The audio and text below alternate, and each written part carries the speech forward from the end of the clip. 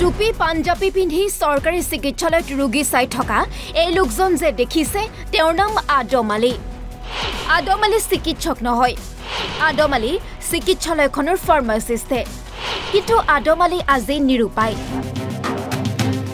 এইখন দক্ষিণ কামৰূপৰ গৰৈমাৰীৰ আলিকাষ ৰাজ্যিক চিকিৎসালয়। চিকিৎসালয়খনত দৈনিক শতাধিক ৰোগীৰ ভিৰ হয়, কিন্তু বিগত ৩ মাহ ধৰি চিকিৎসালয়খনত নাই চিকিৎসক। চিকিৎসক অবিহনে চলিছে ৰাজ্যিক চিকিৎসালয়খন।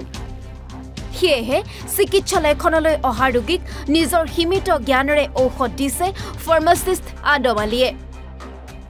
ইয়াতে চিকিৎসক নোহোৱাৰ কাৰণে মই মেডিচিনো দিব লগা হৈছে, মই বেমাৰীও চাব লগা হৈছে।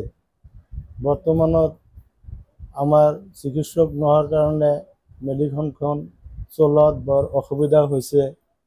দয়া কৰি বিভাগীয় কৰ্তৃপক্ষই যাতে আমাক অতি সোনকালে চিকিৎসক দিয়ে, এয়ে অনুৰোধ বিভাগীয় কৰ্তৃপক্ষক।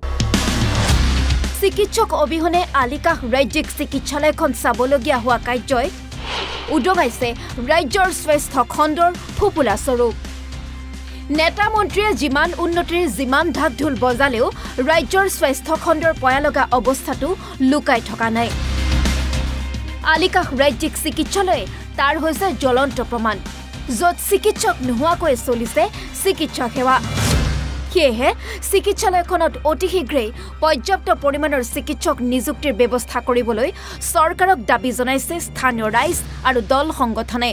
ইয়াতে নিয়মিতভাৱে ৰোগী চাবলগীয়া চিকিৎসক নাই। ফাৰ্মাচিষ্টজনে ৰোগী চাবলগীয়া হৈছে, তেওঁ মেডিচিন দিবলগীয়া হৈছে।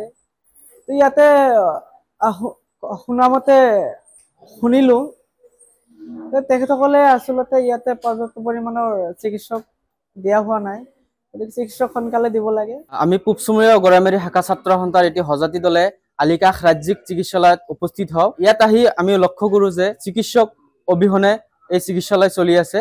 এজন ফাৰ্মাচিষ্টে চলাবলগীয়া হৈছে গোটেই মেডিকেলখন। যিটো সময়ত ৰজাগুৰিয়াই উন্নয়নৰ ডাক দল বজায়, তেনে সময়ত এই চিকিৎসালয়ত এজন ডক্তৰ নাই।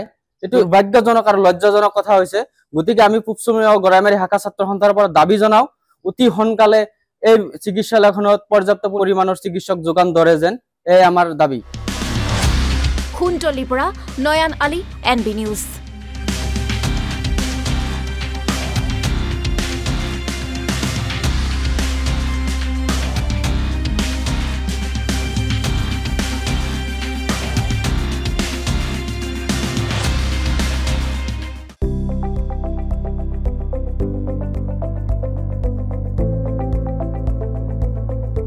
NB নিউজ, সহজ সৰল ভাষাত নৱভাৰতৰ কথা।